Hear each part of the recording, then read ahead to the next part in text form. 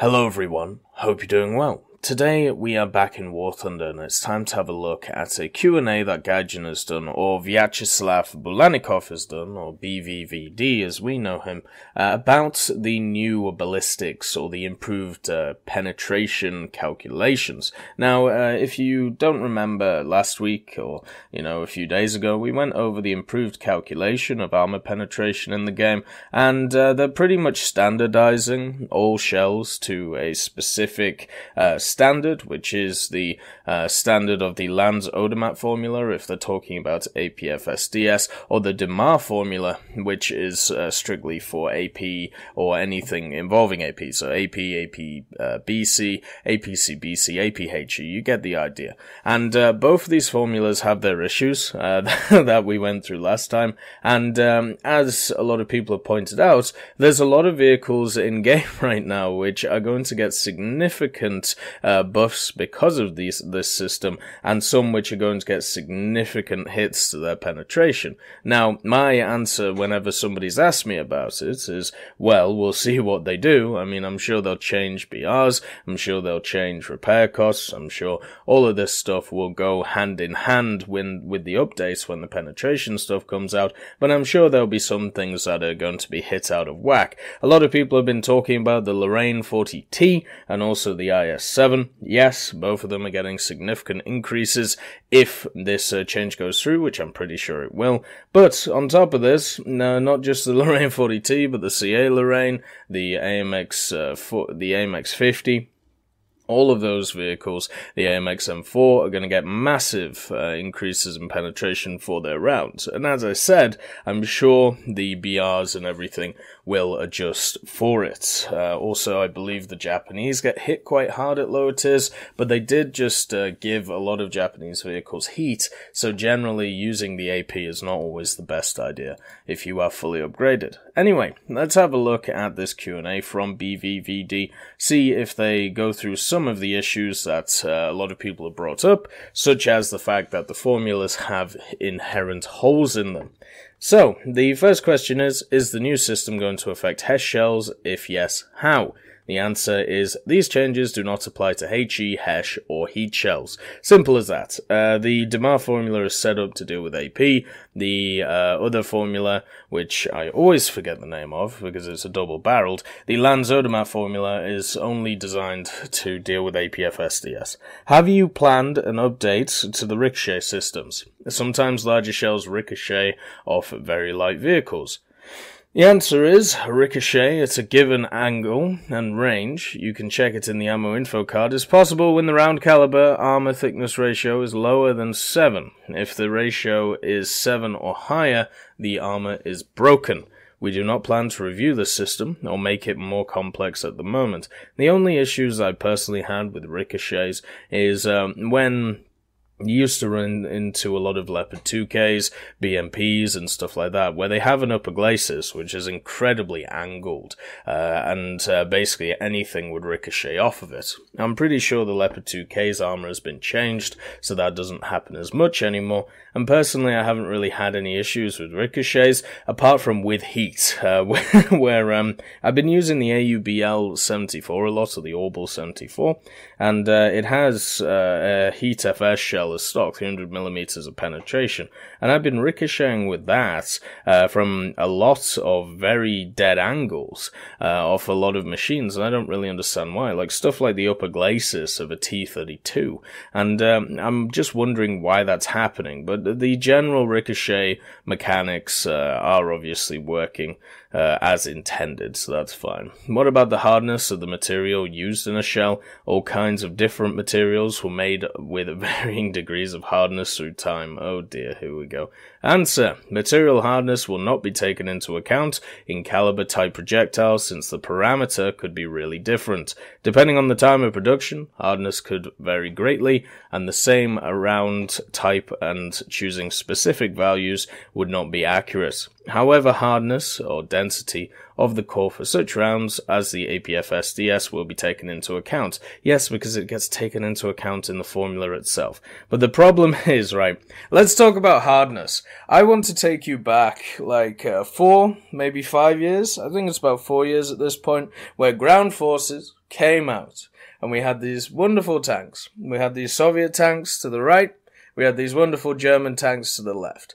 I want to talk about armor modifiers, where the majority of vehicles had these armor modifiers, where the armor actual stated was not the actual armor that was effective. And what that meant was they took into account the different types of metals and the actual structural strength of these metals at that time, and therefore there was a lot of armor pieces which were not performing as they said that they would, and a lot of people got annoyed. This led to a great campaign from a lot of players to be like, get rid of this damn system. And then once they got rid of that damn system, maybe a year or two later, everybody complained saying it wasn't historically accurate. It was completely ridiculous.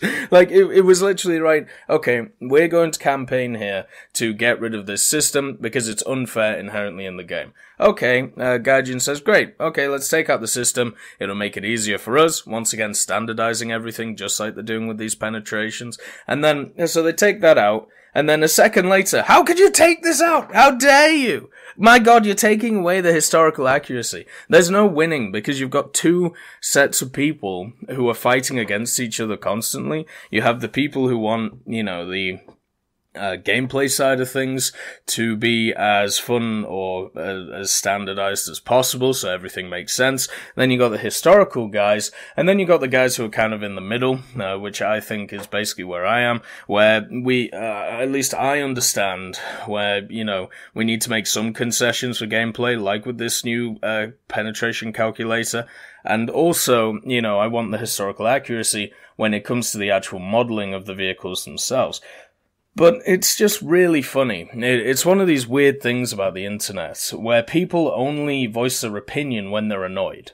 Or they only voice their opinion when when they want something changed. So it's very hard to actually tell how many people are okay with a decision, because people don't really react in a positive light to stuff. If I get a crowd of people, right, and I say, do you like this or do you not like this? You're going to have the majority of people, depending on the decision, of course, who are going to be like, yeah, okay, that's fine. But they're not really going to be that enthusiastic. But the people who don't like that decision, the people who hate that decision, they're going to be incredibly loud, and they're going to be all over your face about it. And we see this in modern day literally everything, and on the internet it is exemplified. You can make something that is 99% correct, and then there's 1% that's a little bit iffy, and the only thing you will hear about for the next few weeks is that 1% of iffiness. We see it in War Thunder constantly. We had a really good update in update 1.85, right? Added a lot of cool new content. Italy's great. Supersonic jets testing, basically. The only thing I would say we're missing is a few new locations when it comes to maps, but all we hear about is the pilot mechanic, right? The damage mechanic. Or all we hear about is something that is negative in the game. How helicopters are affecting top tier. And it's just for one day a year, right? We need to create one day a year that is called Happy Day, or it's called Positive Day, where it's literally just everybody drops the negativity and forgets about, the stuff they want to bitch about, and instead they just go, you know what? That's nice, But anyway, that's a different topic for a different day. You get my point. Let's move on to the next question. Are there any plans to change the penetration system concurrently? Shells are 1 pixel wide in game, so they can go through tiny armor gaps. For example, a 152mm shell can fit in a 10mm armor hole. The answer: that's a complex and non-trivial task. We studied a possible variant several times, and at the moment we haven't found the one that meets all of the requirements. Perhaps we will come back to it in future, At the moment, we use the method that is most widely used in games. So, if you didn't know, the way that shells work, it doesn't really matter about the diameter or the caliber of them when it comes to penetration. It all matters where the point is on the shell. And where that point is on the shell is where it interacts with the armor of the enemy vehicle. And so, if the point is at a place where it's going to go through, then your whole round is going to go through that area. But if your point is at a point where it doesn't go through, but the majority of the round would kind of go through, maybe it goes through in a different point, that would count as either a break of the round or a ricochet. So, a lot of people have been bringing this up, that the fact that it's 1 pixel wide, and that isn't a good thing. I understand the problem here. The problem is that this heavily affects stuff like HESH, it heavily affects stuff like heat, and the way that they are modeled in the game. It also affects AP up to a point as well. The question is, how do we fix that? Or how do we model it so that isn't the case? And to be quite honest, I don't know. And therefore, the current system, I believe, is alright until a better solution can be thought of. Now, this does mean that there are a few issues, such as one of the things that was brought up about a month ago that people were talking about was the fact that you can pen the Leopard 2A4 through the turret ring, which you can also do on the Abrams with a 50 cal, which you can also do with the Type 90, and I'm not sure if you can do it on the Challenger, but you can do it on the rest of them. And obviously this is a problem, right? You've got an area which has pretty much no armor, you can 50 cal, kill the gunner, even kill the crew, and it's not a good feeling, and that's because of this system. But we've got to weigh that up against all the other times where it actually works properly. So, overall, I think it's a good system. I would like it to be a bit more realistic. I just personally don't know how to do it, so therefore, keep the system for now, in my opinion. The next question is, will document sources contradicting the results of the formula be discarded, even if there is no contradiction with other documents? Or could there be exceptions in the system? I know you mentioned APDS, was wondering if other shells might also be excluded in some cases. The answer is exceptions are a rare case where no other method allows us to gather the correct data about the round. Differences of the penetration data in different sources are not enough to add a round to an exception list. One of the purposes of this method is to exclude incoherence in data from various sources, otherwise penetration values will be constantly changed. Yet, I thought that was the main reason why they're adding in this system, to standardize it. So you basically across the board say, okay, if everybody used this method of calculating penetration on their rounds, this would be the results that came out of their tests. Because one of the biggest issues that I brought up last time is there wasn't like a standardized test across the board that every nation did. And because of that, it's very hard to compare rounds from one nation to another, especially when we go back to the World War II times. Nowadays, modern days, there's a lot more standardization. You got the NATO stuff, you got the Warsaw Pact stuff, you got some other things going on as well. But the main thing is, it's a lot more standardized than in World War II, where you have a lot more independent areas which are testing their rounds independently. Therefore, we don't know the exact statistics of either what they're shooting at, what they're shooting with, what metals they're using, all of this stuff, what speed, is that calculated correctly? All of these throw into, a big box of RNG. And the problem with RNG, as we know, is generally if you're trying to create a realistic experience, RNG is not the best idea. Which is why stuff like the armor modifiers, or the material modifiers is a horrible thing, because it just once again adds in another layer of RNG that people don't enjoy. So, to standardize it, I think, is a good thing because of that.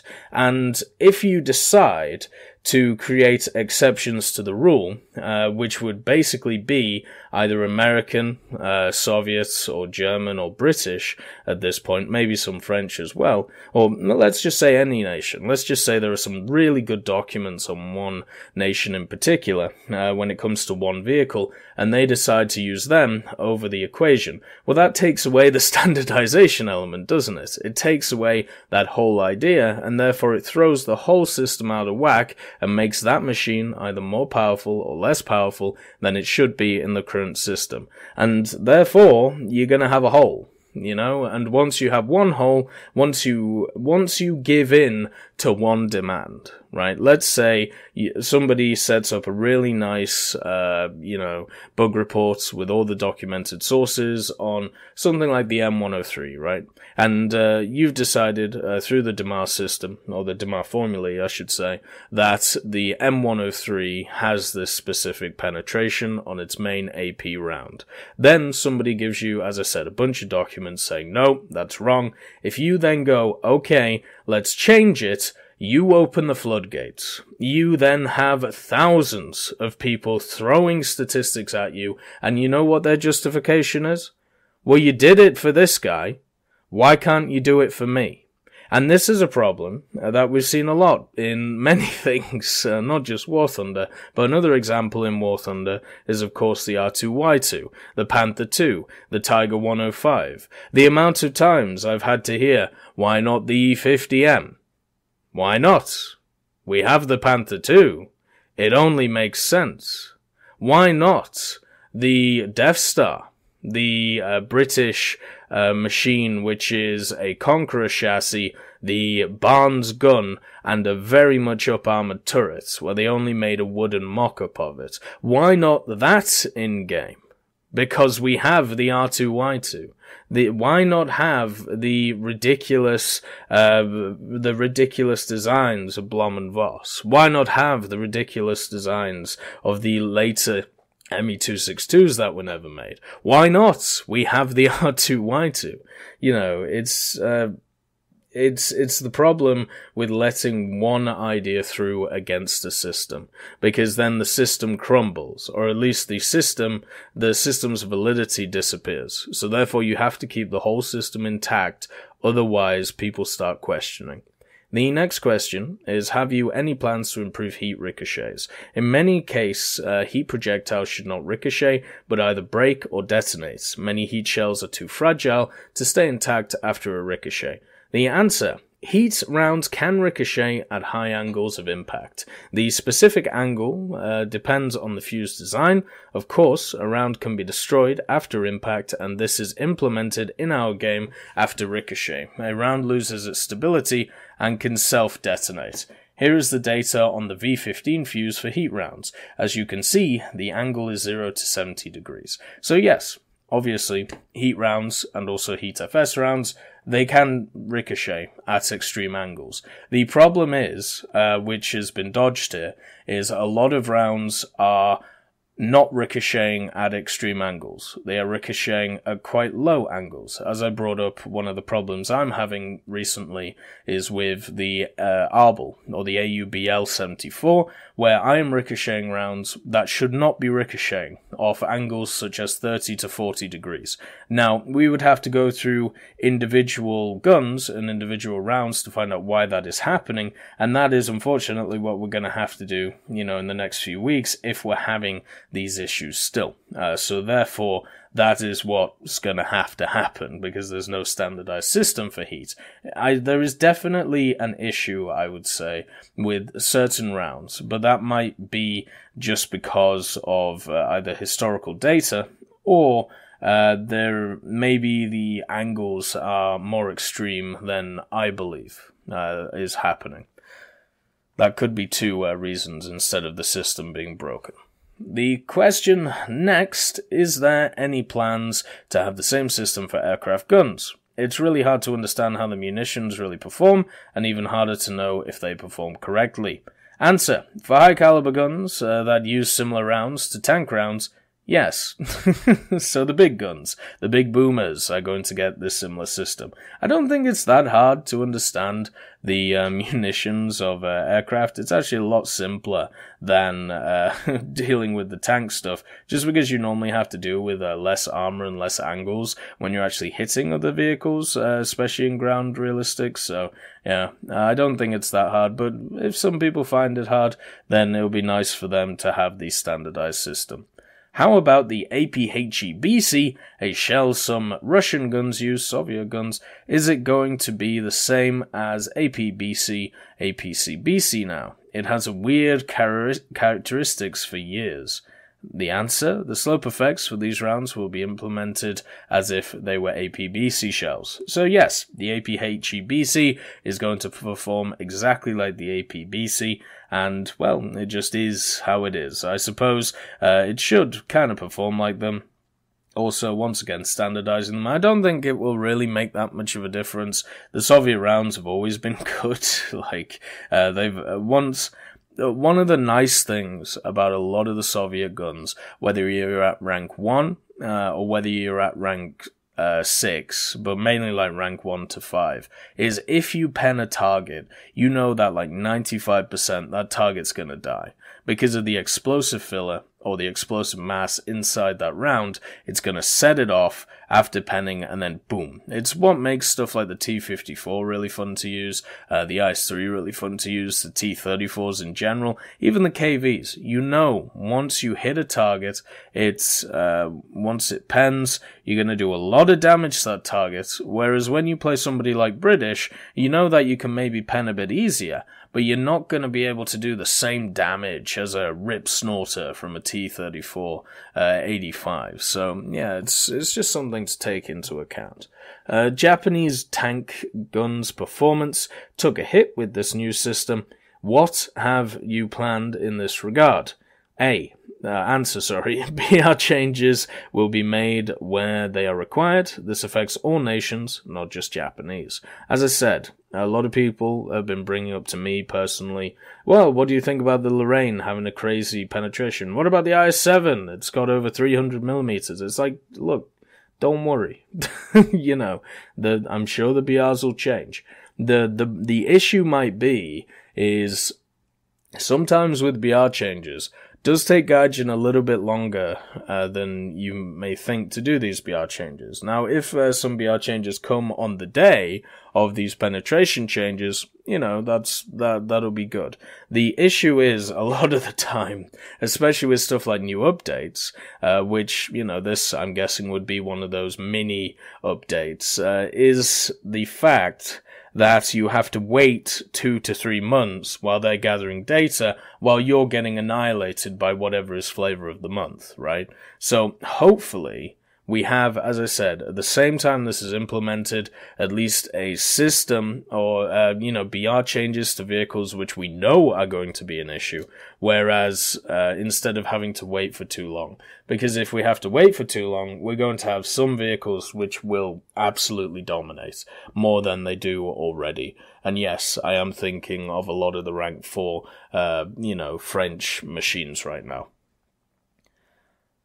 How is penetration calculated? What are the mechanics for the rounds with different cap shapes? You could just go and read the formulas. Cap shape affects armor penetration at specific angles, and this is taken into account in the slope effect sheet. To get penetration values at a specific angle, you should divide armor thickness by slope value for the required angle. All of this is literally in the formula. Do these formulas apply to low-caliber aircraft weapons? Answer: at the moment, we have not considered applying the formula to low-caliber MGs. I don't think it wasn't, at least, the DeMar formula was not designed for that. The DeMar formula was designed for tank shells, when the Soviets were testing, and I'm sure some other people were testing as well. But I wonder, I don't see why it wouldn't be able to be used, unless there was some factor that affects lower caliber shells compared to high caliber ones. The next question: rounds of the same type and caliber may have different penetration. Will it affect the calculation? What?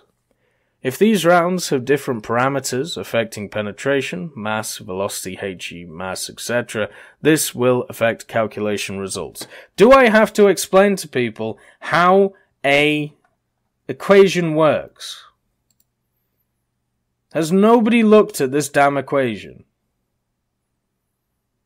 Has nobody gone and tried to find this calculation? If you want to know about this calculation, when I actually went over it in this video, I actually found the damn equations that they're using, right? Not exactly the easiest to find, but I found them. And I understand where they're coming from with the different factors that are involved. But even just from a cursory glance, right? clicking on this button down here, you can see the factors that affect everything. You can see them. Explosive mass, speed, weight, caliber, and if it's capped or not. That's literally all they've just written out here. Wait, sorry. They've literally just written that out here. Just the basic parameters of the formula. Come on! Can you show us the exact formula where penetration is calculated? It is unclear where we should use the mass of a core and where the mass of a round is used. In the future, the exact characteristics of the round will be shown in the War Thunder wiki directly from the game in articles specifically for guns. You can literally go and have a look at the equations themselves. The equations tell you what to use. Demar's formula does not take explosive mass into account, but using your calculator, one notices that final penetration value is not linear in reference to explosive mass. Are these some kind of hidden parameters? Indeed, Demar's formula does not take explosive mass into account. That's why we use data from AAG that allowed us the formulae to formulate penetration value reduction depending on the filling coefficient, and added explosive mass as one of the coefficients of the formula. Taking explosives into account allows us to calculate penetration value more accurately. Rounds with higher filling coefficient have lower penetration values. The exact values are not hidden. You can see them below. If you actually go and look at articles about Demar's formula, you will actually find that as Demar's formula has, kind of been part of evolution over the years, or has, I want to say evolutionized, but I know that's not right. But the main thing is, the formula has changed over the years with regard to these factors, and you actually have a separate formula which does take into account these factors. Right, does take into account the explosive mass of rounds. So they're literally just using that formula. It's still technically a Demar's formula, but, they're using that one instead of the other one. And as you can see, these are the coefficients they're using. Basically, more explosive mass, less penetration. That's what they're working on from a general rule. Obviously, the numbers are slightly, they're not as linear as that, but that is a general rule you can take from. More explosive mass, less penetration on a round. But just please, a lot of these questions are literally answered from if you go and have a look for the formula, like we did last time when we went over this, because the formula explains it, right? You can have a look at the factors that go into the formula, and it explains a lot of this stuff. But unfortunately, and I mean, I suppose it's nice that we get this Q&A from BVVD going through this, but a lot of these questions just show me people don't read, or they don't go the next step to have a look at the actual formula that's being used, or the, separate formulas that are being used. Hopefully in the future, we'll have a little bit more, instead of people speculating and thinking of how things are going to happen and just plugging stuff into a calculator, which is literally this. How about we try and promote the idea of actually, doing that little extra bit where you have a look at the calculation and try and work out how it works, instead of just saying it's wrong or saying it doesn't take into account factors and all of this stuff. Anyway, I hope you all have a wonderful day, and I'll see you next time.